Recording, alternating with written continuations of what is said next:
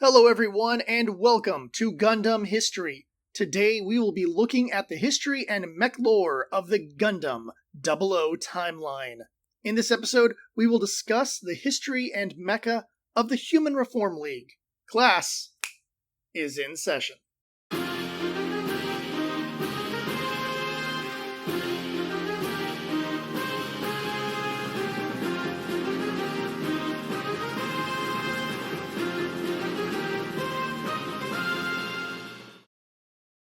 In the 23rd century, three superpowers emerged as the dominant political and military forces that shaped the world's events. In the late 2200s, shortages in fossil fuels led to the development of the orbital towers and the solar power arrays. This era of chaos and war became commonly known as the Solar Power Wars. The Human Reform League is made up of several countries in the Eurasian continent. This includes Russia, China, Mongolia, Korea, India, Sri Lanka, Taiwan, Turkey, Georgia, Armenia, Papua New Guinea, and several other Southeast Asian countries. They also control the orbital elevator off the coast of Australia, northeast of the Solomon Islands, and Papua New Guinea. The Human Reform League has its capital in China, where the chairperson and government representatives also reside. The HRL is a socialist republic with heavy funding going to military programs and space development. They are also the second major superpower to develop an orbital elevator named Tianzhu to deal with the energy crisis. Atop the elevator is the Orbital Station Internationale, which serves as a gateway to their space colony and other space development projects. The HRL also controls major regions that are oil-rich and still use fossil fuels when necessary as they moved into the 24th century. They also control the Lagrange 4 colony, Quanqiu, where their super soldier program is located. The Superhuman Research Institute is one of the most secret and illegal facilities designed to make superior soldiers for their Mobile Suit Corps. Due to this, they have started research and development of advanced mobile suits for those soldiers. This program uses orphans and abandoned children as their test subjects, and goes through hundreds of children to find a candidate that can survive the grueling tests and is capable of becoming a super soldier. It is not known how long the program has been running, but very few candidates have made it out of the program alive and with their sanity intact. The HRL has a variety of units worth discussing. The design philosophy of the HRL tends to go towards heavy armor with powerful weapons. While their units lacked the agility and flight capabilities of the other nations' units, the durability makes the HRL units tough customers to contend with. The initial unit developed by the HRL that battled in the Solar Power Wars was the MSJ-04 Fanton. Developed in 2290, the Fanton used fossil fuels as its main power source, but had systems to create electrical energy to power some of the secondary systems.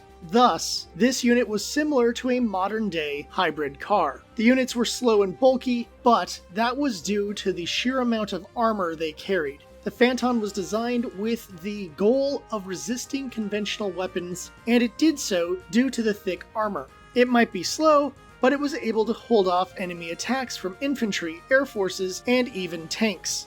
As the regions controlled by the HRL are high in oil, even with the supply running low, they were easily able to fuel their machines and push forward during the war. It should be noted that a commander type was developed. It is essentially the same as the standard model, with enhanced sensor and communication abilities. It uses the same weapons and armor, but does show the military stratification of the HRL that will show up in later units. While the HRL would produce a new unit, the older model was changed into the MSER-04 ANF, which was sold to other countries who still had access to fossil fuels. While the ANF had better weapons than the Fanton, it still had the heavy armor and slower speed. This was a smart move on the part of the HRL, as it allowed them to sell their old units while also being aware of the military strength of those who bought them. After all, today's ally may be tomorrow's enemy. There is no MSJ-05. I believe this is because the original concept for the 05 was very limited, like the Fanton, instead of being more versatile like the 06. However, this is merely speculation and headcanon, as there is no evidence to indicate what happened to or what was the MSJ-05. Near the end of the Solar Power Wars, the HRL developed their successor to the Fanton, the MSJ-062A Tieren Ground Type. The unit number implies that there was a prototype prior to this unit being mass-produced. While nothing has been written about that unit, it is likely that this was a fuel-powered version of the unit that got scrapped after the orbital elevator and solar power arrays were developed. Much like the Fanton, it is designed for ground combat only, but unlike the earlier model, this unit was battery-powered by the solar array, and was designed to be easily modified into different versions. The Tieren would be in use for over a decade, and in that time produced at least 10 variants. These variations were designed for very specific tasks. The variant units gave longevity to this older model. The high mobility type units were designed to deal with the weaknesses of the original ground type model, primarily by adding thrusters to assist in movement and provide minor flight capabilities.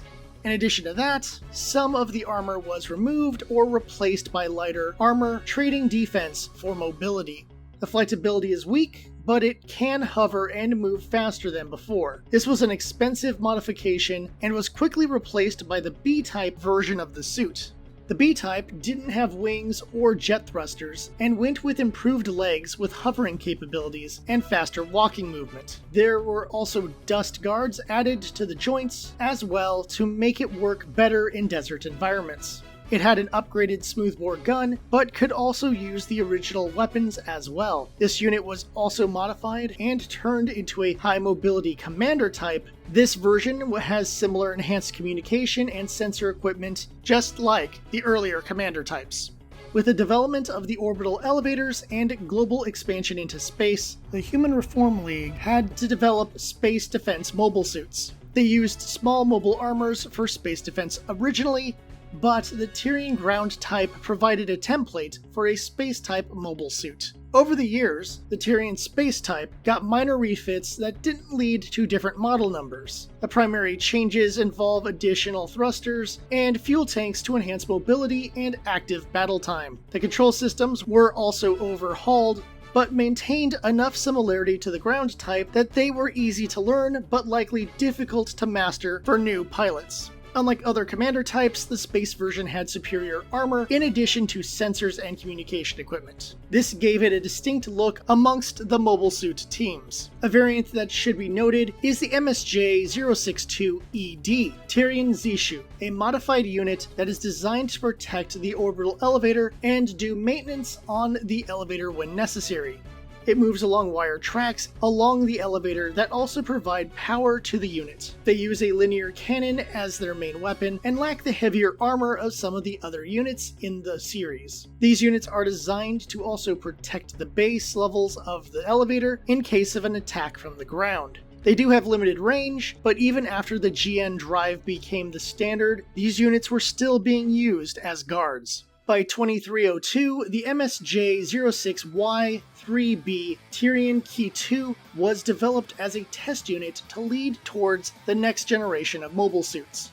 It was an all-region test type that was to be the next unit in the main line, but instead it led to the development of two rarely seen successor units. The design was based on taking the best aspects of the ground, space, and high mobility types to make an all-region type unit that could operate anywhere without the need of swapping parts. It was equipped with an enhanced sensor package and a microwave receiver antenna to ideally receive long-range recharges of the batteries. This was also a two-seat unit with one piloting the machine and the co-pilot controlling the weapons and other systems. For weapons, it was given a few new options in order to test out gear for the proposed MSJ-07. The most interesting of these weapons was the 500mm multi-step acceleration gun that had enough power to one-shot a Hellion medium. As mentioned before, there were two successor units. The first is the MSJ-63A Tieren All-Region Type. It was a multi-use unit and could have been the next mass production unit. However, it was rarely seen and is most notably used by Sergei Smirnov. This version included the panoramic display of the Key 2 and most of the systems in a simplified design for single pilot use.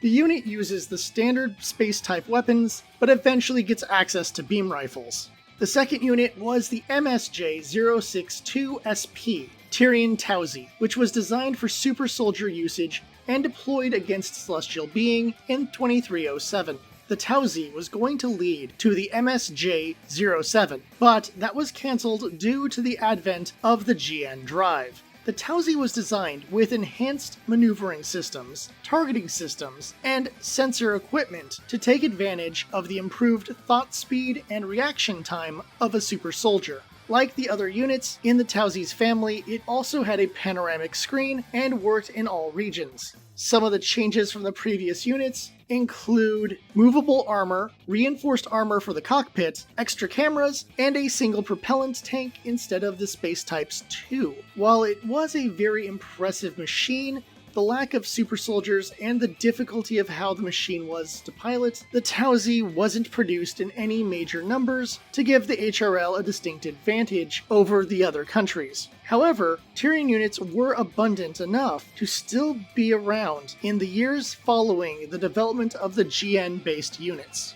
In addition to their mobile suit army, the HRL has a couple mobile armor designs that perform generally simple assignments. The first is the MAJ V-34 Xiaoshou, a tank-like mobile armor designed to provide fire support for mobile suit forces. In addition to that, it can be used for patrols in urban areas. The aspect that really sets the Xiaoshou apart is that they have manned and unmanned versions of the unit. The unmanned units are controlled by an AI system. For aquatic assaults and recon, they have the MAJ-03 Shui Chai. While it was an older model by 2307, it still proved combat capable in battle. However, as war moved towards space, these units got less and less usage. Finally, they had a space-based mobile armor that was the predecessor to the Tieren space type. The MAJ S-08 Xiaoshou was used in defense of the orbital elevator and colonies during the solar power wars. While limited in design, they worked so well that even when retired from combat, they still were used for maintenance on space equipment.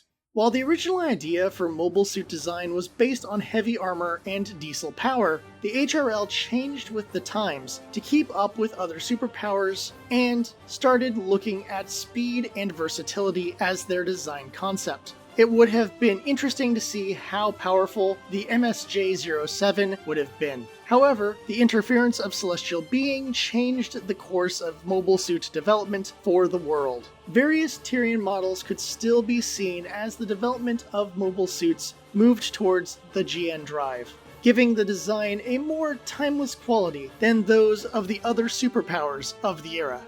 Thank you for watching. Next time we will explore the mobile suit development of the AEU. Until then, please like, subscribe, and all that, so I know you want more Gundam history videos. Until next time, I'm the Dapper Bard, class dismissed.